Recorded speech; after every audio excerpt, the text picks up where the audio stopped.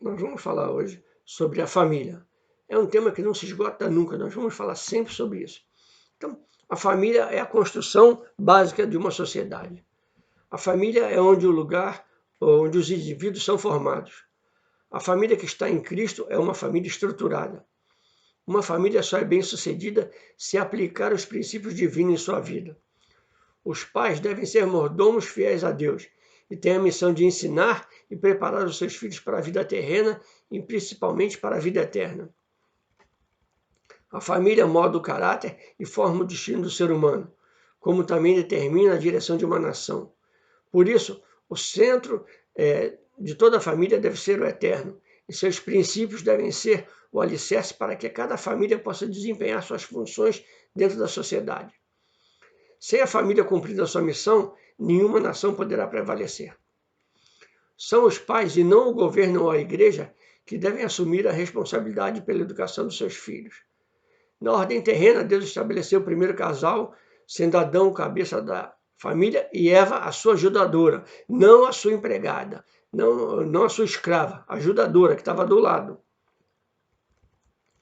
O Eterno é o maior interessado em que se guarde e respeite a família e a ordem que ele mesmo estabeleceu para ela. Tanto o marido quanto a esposa têm funções específicas no lar, que devem ser cumpridas e respeitadas. O não cumprimento dessas funções permitirá que o inimigo altere a ordem desse lar. Funções do esposo. Ele deve exercer seu sacerdócio cobrindo e intercedendo por sua família. Deve amar sua esposa, honrando-a sempre, em público ou em particular. Ser carinhoso, dando-lhe a intenção devida. Deve, junto com a sua esposa, instruir os seus filhos no caminho do Senhor, para que não sejam levados por qualquer vento de doutrina. E deve ser o provedor de sua esposa e também dos seus filhos. Funções da esposa. Deve amar ao Senhor, sendo uma base de apoio espiritual ao seu esposo. Deve sujeitar-se ao seu esposo e não se humilhar e não ser humilhada. Respeitá-lo e honrá-lo, edificando a sua casa, pois o seu esposo confia nela. A esposa, junto com o esposo, deve instruir seus filhos no caminho do Senhor, dando-lhes amor e conselho. Deve ser uma mulher virtuosa que saiba ajudar seu marido e seus filhos. E a economia do lar? A economia do lar é uma preocupação de todo mundo. Todo mundo se preocupa com a economia do lar, com dinheiro. E vemos muitos cristãos caírem no pecado por cobiça e amor ao dinheiro. Acabam se deixando levar por desejos carnais e acabam experimentando perdição e ruína. Mas Deus diz que o amor ao dinheiro é o princípio de todos os males. Não está falando que o dinheiro é o mal, está dizendo que o amor ao dinheiro. Se você não gosta, dê para mim porque eu quero. Deus deseja que busquemos as coisas do seu reino e não as coisas terrenas. O dinheiro é uma bênção, mas devemos lembrar que é a Deus e somente a Ele que devemos servir e obedecer. A palavra economia vem do grego oikonomos e significa administração da casa. Então, quando nos casamos e formamos uma família, na realidade estamos fundando uma empresa. E dependendo da nossa fórmula de vida, como vamos administrá-la, isso pode ser próspero ou medíocre. Então, o casamento é o melhor estado do homem e da mulher. A economia no lar também se fortalece através do sentido comum. Isso quer dizer, num lar não deve haver divisões. Todos devem ter o mesmo desejo, propósito e metas de serem prósperos como família. Todo mundo crescer junto. Não é um crescer mais do que o outro, um puxar para um lado para o outro. Todo mundo crescer junto. Num casamento não deve haver inveja e egoísmo. E os inimigos da economia? Os inimigos da economia são desejo desenfreado de adquirir as coisas sem se importar com as consequências. Vamos lá? A concupiscência dos olhos e a vaidade da vida, e o confiar nas riquezas. A prioridade é o dinheiro, isso é avareza e pecado. A preguiça, que traz pobreza. A sociedade de consumo, que nos traz frustrações e dívidas. Então devemos lembrar de que a riqueza provém do eterno, não acrescenta dores e não traz tristezas. Está lá em Provérbios 10, 22. E é por isso que devemos ser felizes com o que temos. Somente através do Espírito Santo é que podemos ter equilíbrio para sermos bons servos, administradores daquilo que o Eterno nos dá. A educação dos filhos.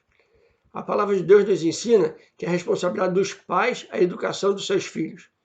A palavra educação no hebraico significa consagrar, dedicar, ensinar e instruir. Essa é a função que cabe única e exclusivamente aos pais. Não é a igreja e não é o governo. Agora, os pais não podem e não devem realizar os seus sonhos frustrados nos seus filhos.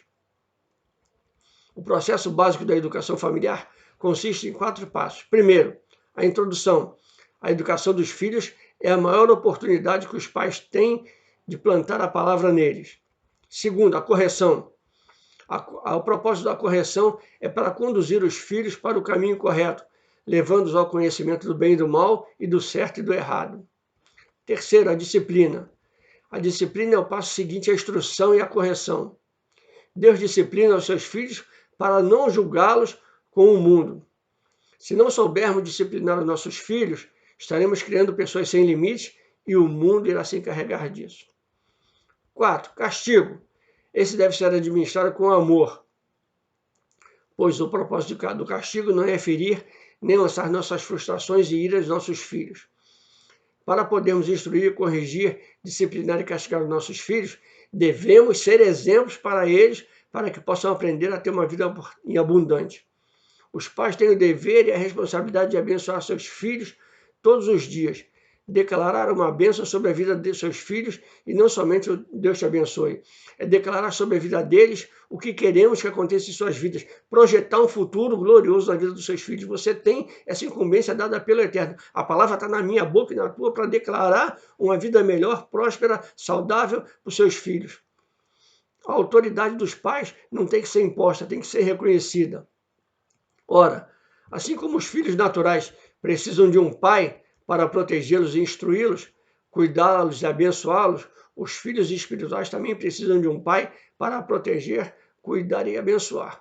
Então, esse assunto sobre família é um assunto que não se esgota nunca. E aquilo que eu falei no início, nós temos que, como pais, saber administrar o nosso lar, cuidar das nossas esposas, zelar pela vida delas, pela saúde delas, pelos nossos filhos, pela educação e junto com as nossas esposas trazermos paz ao nosso lar, trazer paz à vida da família, trazer tudo de bom e com isso tudo junto, os pais, a esposa e os filhos, todo mundo crescerem juntos. Não é crescer um mais do que o outro, um melhor do que o outro, não, é todo mundo crescer junto com o único objetivo de resgatar aquilo que se havia perdido, que foi o que o segundo Adão fez.